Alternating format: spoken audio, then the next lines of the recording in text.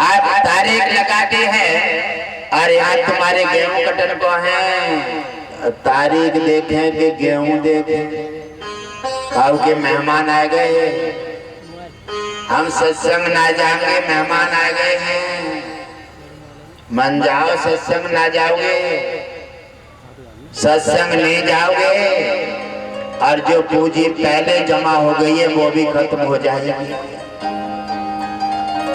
इसलिए संसार के माया पते की माया में उलझ करके हमको कीमती जीवन को दर्शा देते हैं। इसलिए हम नाना प्रकार से भटक रहे हैं, परेशान हो रहे हैं, समस्याएं हमें बार बार भ्रमित कर रही हैं। इसलिए समस्याएं हमारा कुछ भी नहीं बिगाड़ पाएंगी, समस्याओं को हमने मौका दे दिया है।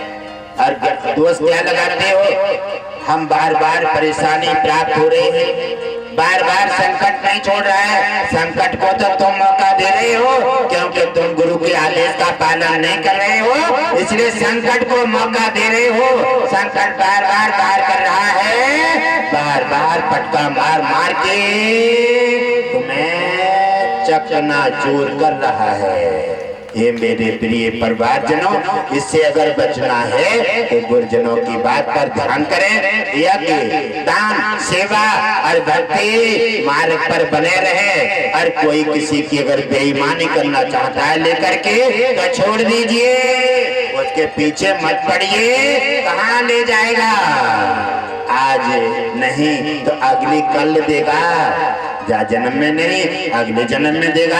ये जन्म तो आते जाते रहे हैं, आवागमन चलता रहा है, चलता रहेगा।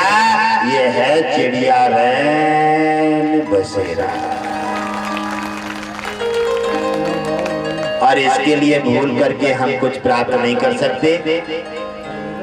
तो मेरे प्रिय परिवारजनों, आप अपने को संभाल के रखें और देखो संभालो ना संभालो वो तो तुम्हारी इच्छा है। और गुरुजनों ने और देवता भी कहते हैं, भगवान विष्णु कहते हैं कि देखो गुरुदेव कितनी भी कहो लेकिन धरती वासी करेंगे भाई जो उनके मन में होगी, क्योंकि मन में होगी इसलिए हम तो अपना फर्ज निभाते हैं। आगे तुम्हारी इच्छा, जो तुम्हें करना है जो करोगे, जो पौधा लगाओगे कोई फल और छाया मिलेगी। उसके बाद में तो आरोप जरूर और पे लगाओगे, कमी करोगे तुम और आरोप दूसरे पर लगाओगे, ऐसा भी ये भी अपराध है, ये भी अपराध है। स्वयं की गलती से स्वयं को दंड मिलता है, कोई किसी की गलती किसी को दंड नहीं देती।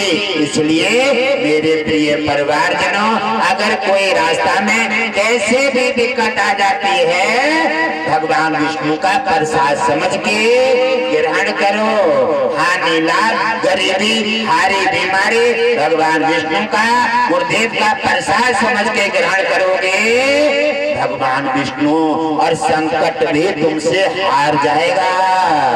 संकट हारेगा, कहेगा अगर संकट को देख करके तुम रो जाओगे तो तुम्हें और लौटाएगा, और संकट को देख करके तुम खुश हो जाओगे और दोनों हाथ उठा के उसे मांगोगे, बुलाओगे, उसकी आरती उतारोगे, उसका सम्मान करोगे, कहने लगे जे तो मेरे से घबरा ही नहीं रहा,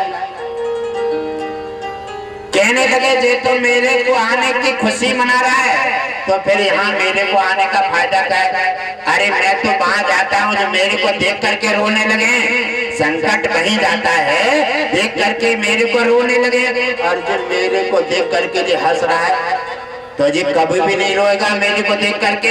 इसलिए संकट वहीं से दरवाजे से वापस लौट जाता है और संकट देख करके रो जाते हैं। आशीर्वाद को भी संकट बना देते हैं, वहां पर संकट के बादल और छा जाते हैं। इसलिए मेरे प्रिय परिवारजनों,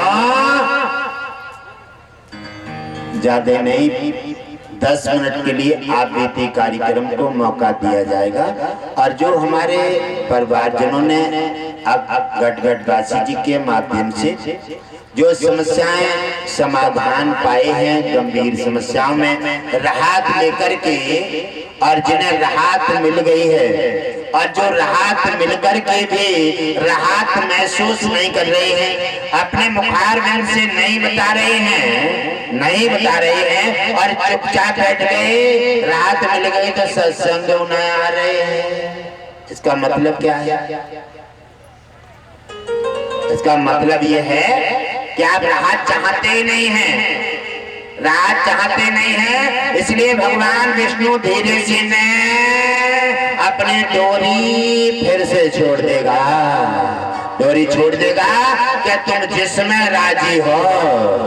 अगर संकट में राजी हो तो चलिए संकट में ही रहो, भगवान विष्णु डोरी छोड़ देगा।